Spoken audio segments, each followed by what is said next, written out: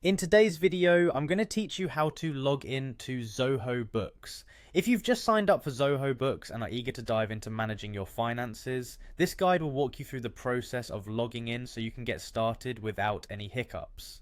First, let's start by navigating to the Zoho Books homepage. Open up your preferred web browser. It could be Chrome, Firefox, Safari, or any other browser you like to use. Once you've got that open, type in the web address www.zoho.com/books. This will take you directly to the Zoho Books homepage, where all the magic of bookkeeping awaits. Next, take a look at the top right corner of your screen. You'll see a button that says Sign In. Give that a click. This will direct you to the Zoho account sign-in page, where you'll be entering your login information. Now you should see a field asking for your email address. Go ahead and type in the email address that you used when you registered for Zoho. Once your email is in, the next button at the bottom becomes clickable.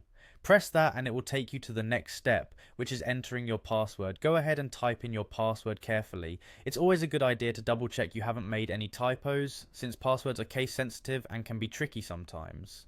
After you've entered your password, you'll notice the sign in button becomes available. Click that and in a few seconds, you'll be directed to your Zoho Books dashboard. Congratulations, you are in. From here you can access all of Zoho Books features, from tracking your expenses, to managing invoices, and much more. If you ever misplace your login information or have trouble accessing your account, don't worry. There's an option to reset your password on the login page. Just follow the instructions there, and you'll be back on track in no time. That concludes our quick tutorial on how to log in to Zoho Books.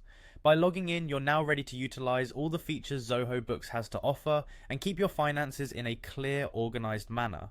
Hopefully this step-by-step guide has been helpful, and now you're navigating your way through Zoho Books like a pro.